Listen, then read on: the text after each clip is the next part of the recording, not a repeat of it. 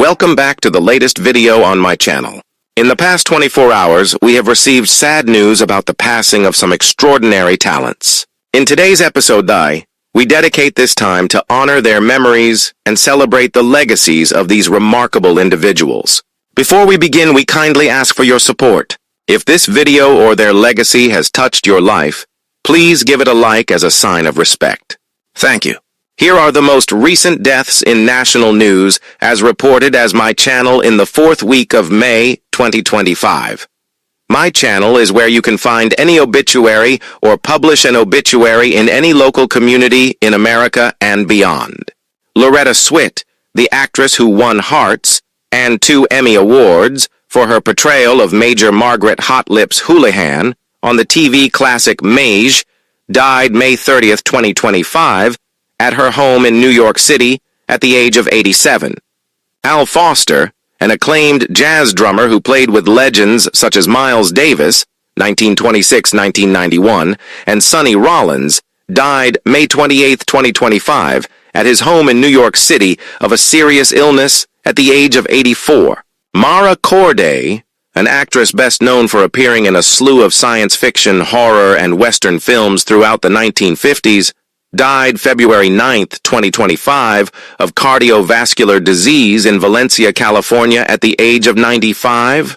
Ina Hartman, the actress best known for playing opposite Burt Reynolds, 1936-2018, in the 1970s cop show Dan August, died April 16, 2025, of natural causes at her home in Los Angeles at the age of 93. Now let's discuss in detail. Loretta Swit, the Emmy-winning actress best known for her portrayal of Major Margaret Hot Lips Houlihan on the iconic television series MASH, passed away at the age of 87 on May 30th, 2025, at her Manhattan home. Her death marks the end of a remarkable career that spanned over 6 decades, during which she became a beloved figure in American television and a passionate advocate for animal rights. Early life and education.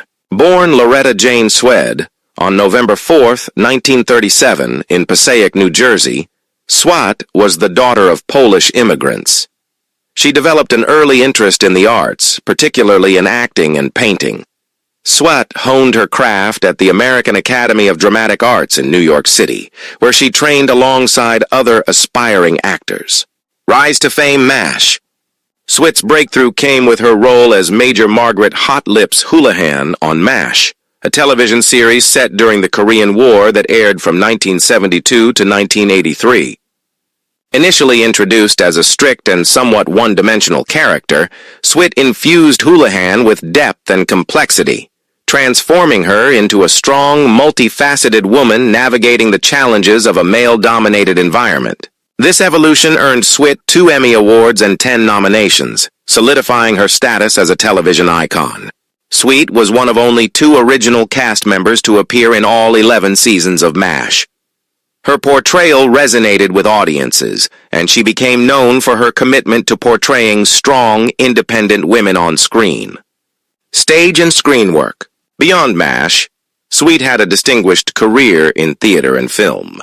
She made her Broadway debut in 1975 in the play Same Time Next Year, and later appeared in productions such as The Mystery of Edwin Drood, Shirley Valentine, and The Vagina Monologues. Her performance in Shirley Valentine was particularly acclaimed, earning her the Sarah Siddons Award for her contributions to Chicago theater. Swit. Swit also had a notable presence in television movies and guest appearances. She starred in over 25 TV movies, including The Last Day, 1975, Games Mother Never Taught You, 1984, and A Killer Among Friends, 1999.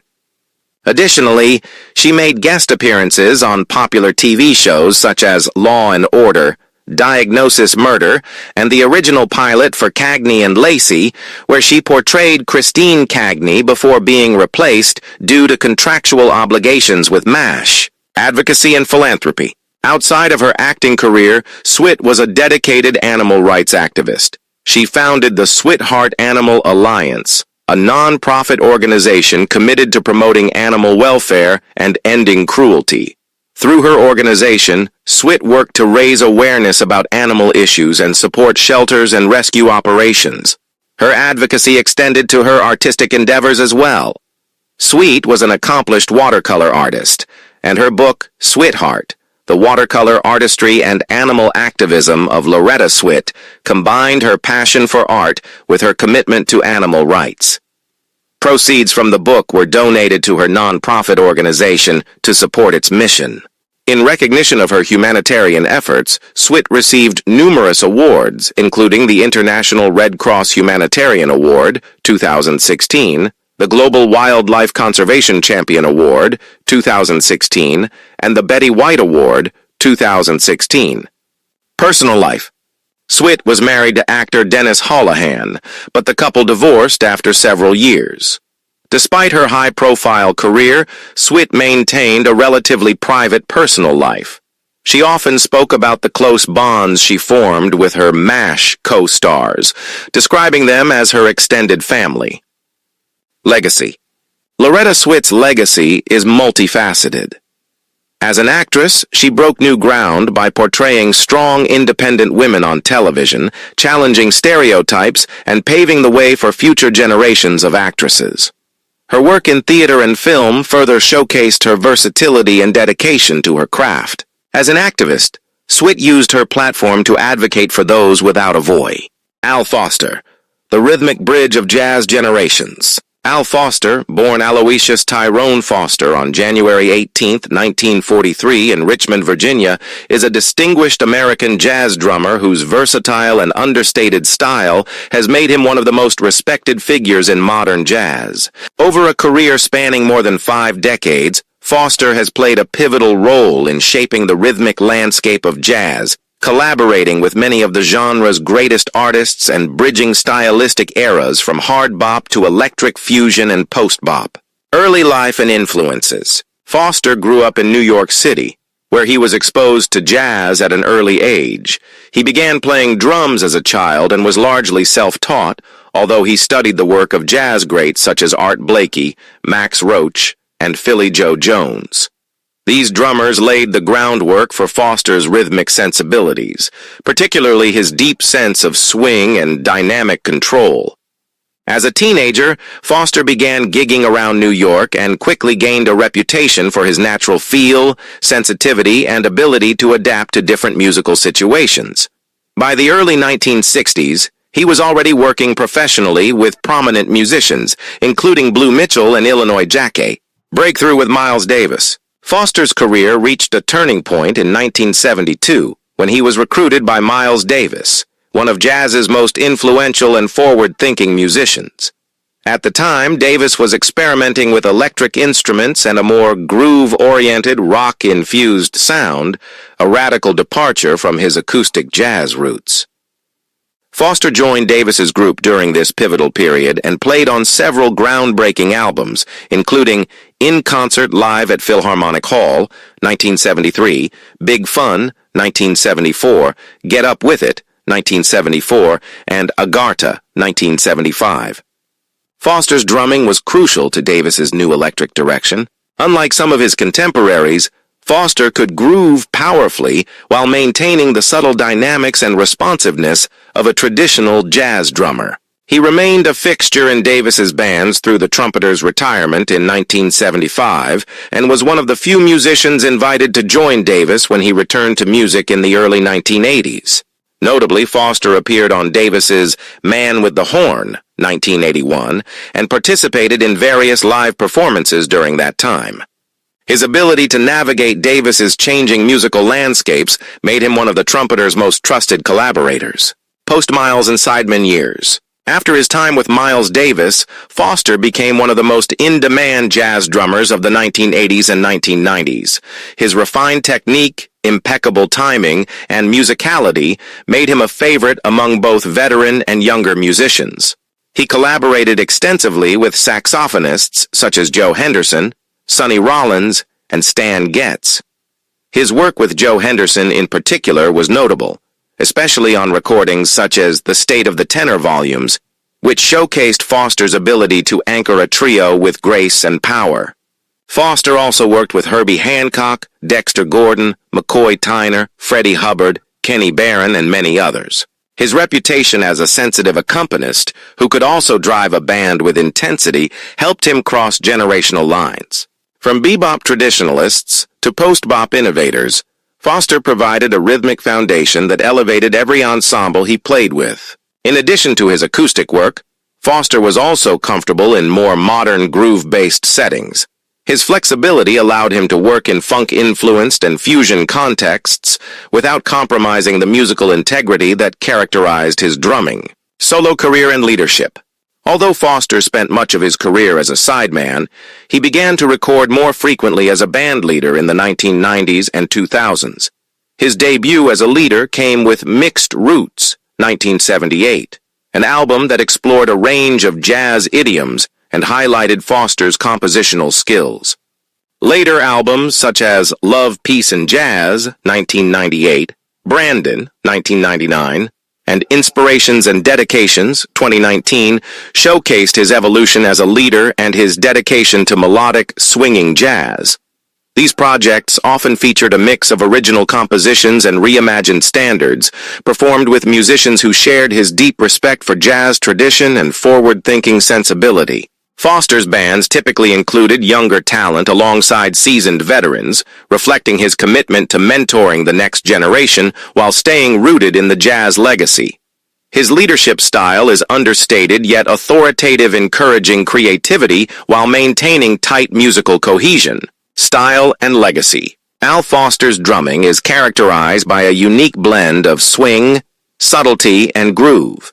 He possesses an intuitive sense of time, an ability to listen deeply, and a mastery of dynamics that few drummers can match.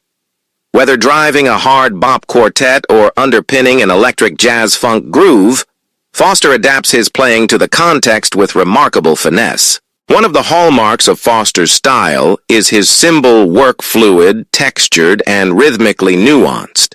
He often uses cymbals to create space and motion in the music, complementing the melody rather than overwhelming it.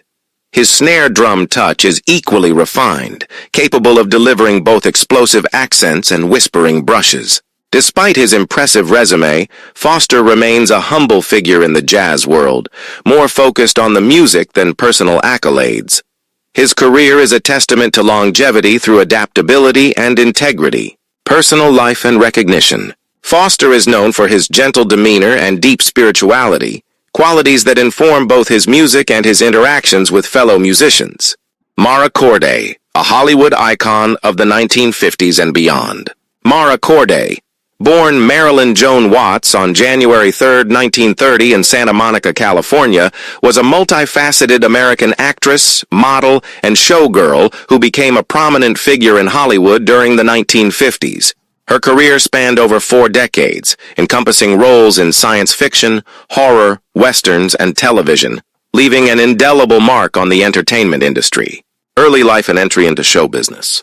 Raised in Southern California, Corday's early aspirations led her to the Earl Carroll Theater in Hollywood at the age of 15, where she auditioned and secured a position as a dancer. During her tenure, she adopted the stage name Mara Corday, inspired by a combination of a bongo player's nickname for her and a perfume brand, aiming for a more exotic persona.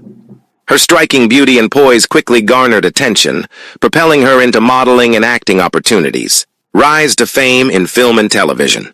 Corday's film debut occurred in 1951 with a minor role in 2 Tickets to Broadway. She continued to appear in various films, often in uncredited parts, including Son of Ali Baba, 1952, and Toughest Man in Arizona, 1952. Her breakthrough came in 1955, when she starred in the science fiction film Tarantula, portraying a biologist combating a giant, mutated tarantula. This role showcased her ability to blend beauty with intelligence, a characteristic she would bring to many of her subsequent performances. Following Tarantula, Corday starred in other sci-fi and horror films, such as The Giant Claw, 1957, where she played a mathematician battling a monstrous flying creature, and The Black Scorpion, 1957, portraying a rancher fighting oversized scorpions unleashed by a volcanic eruption. These roles solidified her status as a leading lady in genre films, often cast as heroines confronting extraordinary threats. In addition to her genre film work, Corday appeared in several westerns, including Man Without a Star, 1955, and Raw Edge, 1956, often starring alongside prominent actors like Audie Murphy and Kirk Douglas. Her performances in these films demonstrated her versatility and ability to adapt to various genres.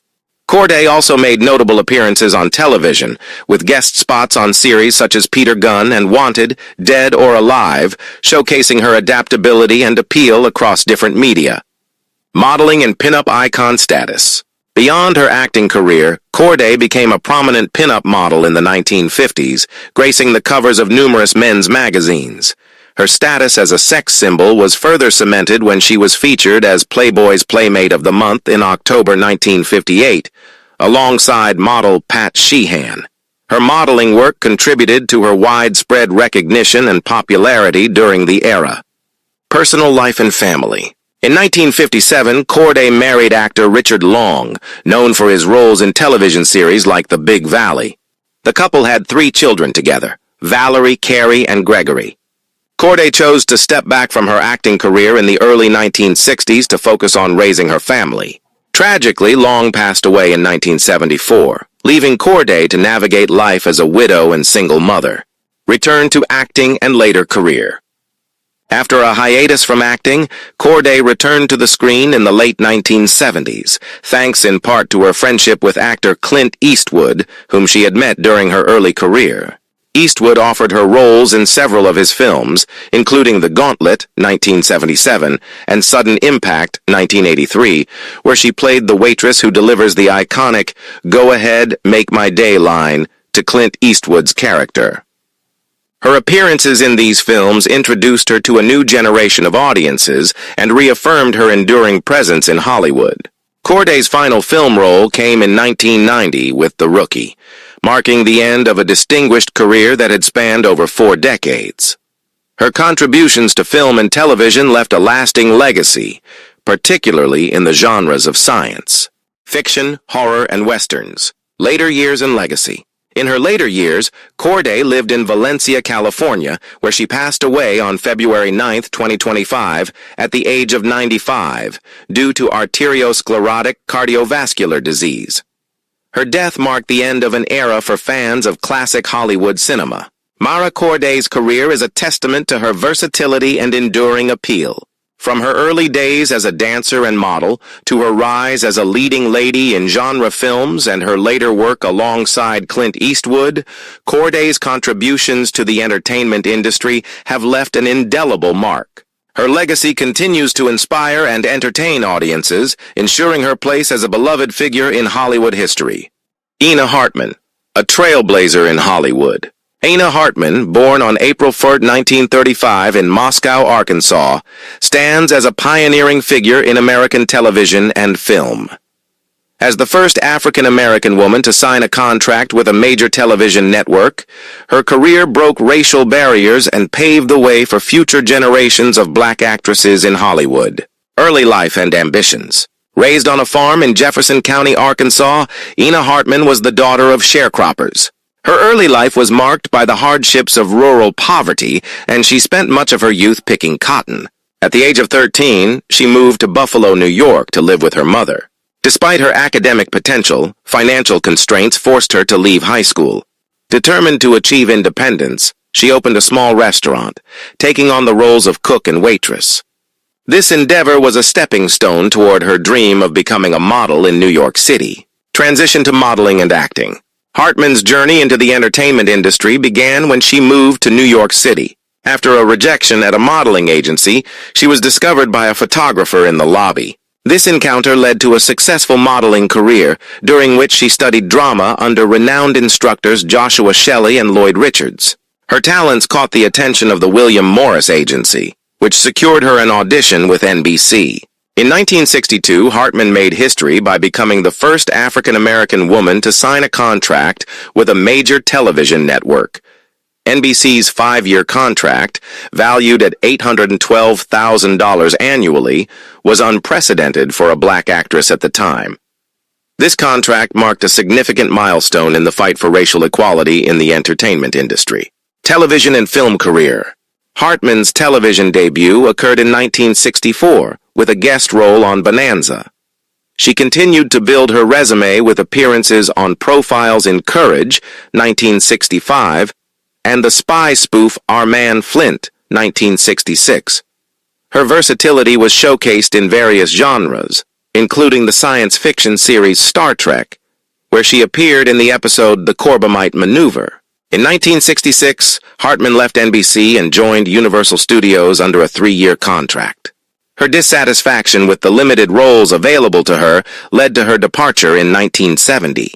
Despite these challenges, she secured a notable role as a flight attendant in the box office hit Airport, 1970. That same year, she became a regular on the television series Dan August, portraying police dispatcher Cady Grant alongside Burt Reynolds. The series ran for 1 season, but Hartman's performance left a lasting impression. Throughout the late 1960s and early 1970s, Hartman appeared in numerous television shows, including Ironside, Adam 12, It Takes a Thief, and Dragnet. Her film credits include Games, 1967, Prescription Murder, 1968, and Terminal Island, 1973, where she played Carmen Sims. Personal life and legacy. In 1971, Hartman married Ken Harper, but the couple divorced in 1976. Despite her public persona, Hartman maintained a private, personal life. She was briefly involved with Austrian actor Maximilian Schell in 1966, but their relationship ended in 1967. After retiring from acting in 1975, Hartman lived in Southern California, away from the public eye. Her contributions to the entertainment industry, however, continue to be recognized. In 1968, she was named Mayor of Universal City, becoming the first black woman to hold the title. Ana Hartman's legacy is one of resilience and trailblazing. Her career not only challenged the racial norms of her time, but also inspired future generations of black actresses to pursue their dreams in an industry that was often unwelcoming. Her story is a testament to the power of perseverance and the importance of representation in media. Conclusion. Ana Hartman's journey from a sharecropper's daughter in Arkansas to a groundbreaking actress in Hollywood is a narrative of determination and courage. Her